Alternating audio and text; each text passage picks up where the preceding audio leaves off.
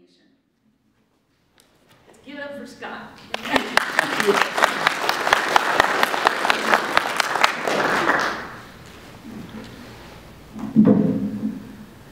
Good evening. As Susan said, I'm Scott Beebe, and I'm the author of We Are the Majority.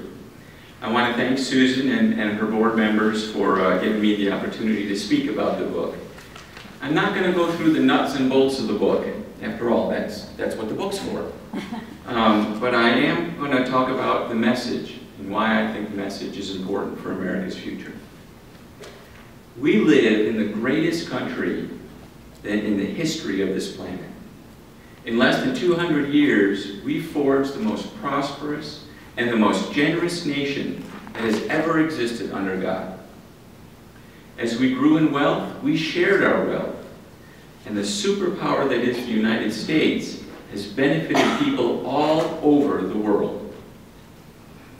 Americans are hard workers, fiercely independent, and unique in the world. That's not politically correct, is it? But really, political correctness is just a trick with those who have weak arguments to shame others into taking their side. And I am done falling for that. I am also not buying into the idea that America causes the world's problems and that we deserve to be murdered because we're arrogant or more prosperous than other nations. We aren't perfect, but we're as good or better than the world has ever known. It is our rule of government that allows us to prosper, to reap the rewards of our labor, and to prevent a ruling class from enslaving the citizens. A government of the people, by the people, and for the people. We were the first to attempt self-government, and that unleashed an energy and a creativity that is still rocking the societies of the world. But of late, we are faltering, and we are faltering badly. The idea of government by the people is falling away. Consider, in 2008, the polls showed the majority of Americans were against the bailouts of banks and bankrupt companies. But the bill passed Congress anyway. After that, the majority of Americans were against the Health Care Reform Act. But that passed Congress anyway. And the majority of Americans are against the expansion of government and deficits. But they continue to grow anyway. The concept of by the people and for the people is no longer heard. A recent Rasmussen poll found that only 17% of Americans believe that our government rules with the consent of the governed. 17%. Here, let me quote the Declaration of Independence. Quote, that to secure the rights, governments are instituted among men, deriving their just powers from the consent of the governed. Unquote. Our whole system is based on this concept, yet only 17% of us believe that it is happening. Let me put this another way. 83% of Americans do not believe that our representative government represents them. That's incredible. We have a representative government that represents almost no one. So the question became, who is this unrepresented majority? And where could I go to find this information to answer that question that I could trust? After all, the media is biased. They give the impression that everyone except Neanderthals is liberal. And they appear to be so isolated that they have no idea who the average American really is, who you are. I don't trust what the politicians say about Americans, because it's those very politicians that don't represent 83% of us. And I don't really trust academia, because many campuses, perhaps excluding Chattahoochee Tech, are training grounds for progressive liberalism. So I decided to go directly to the American people.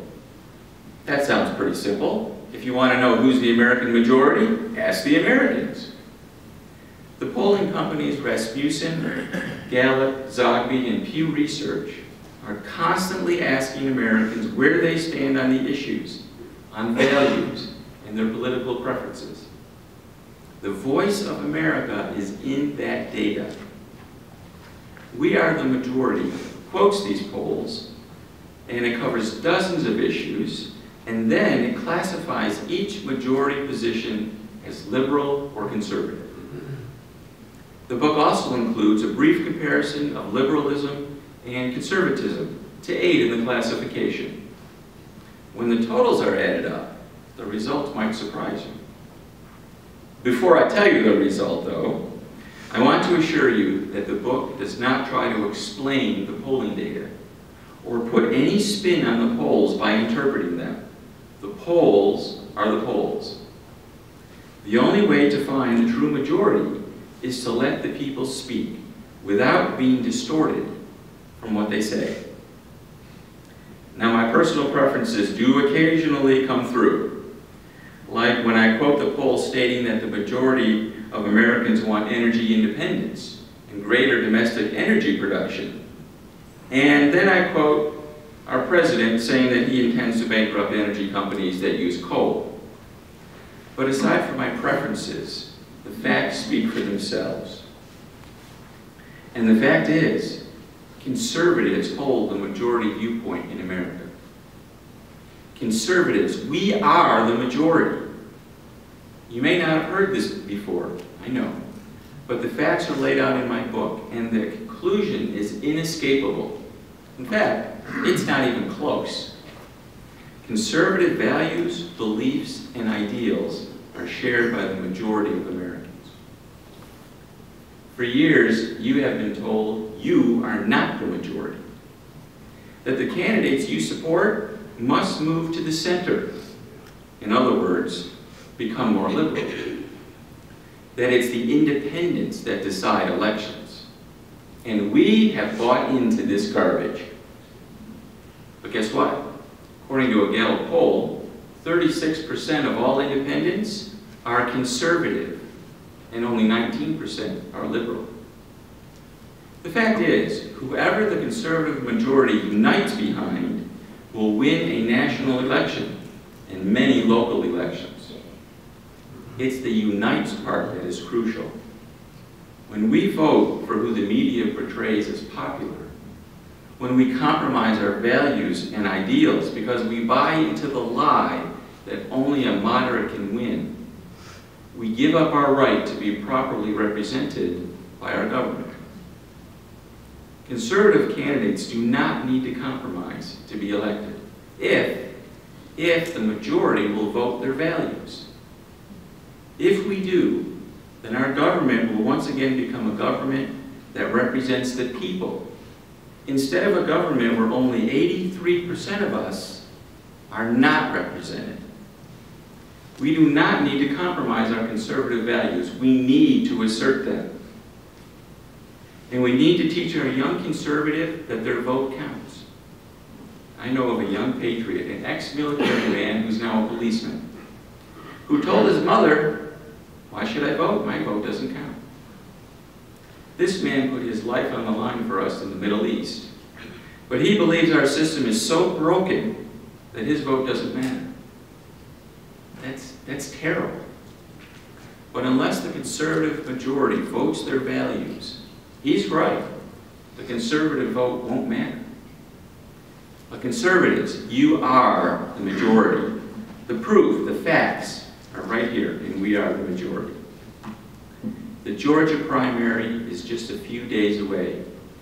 Please, vote your values.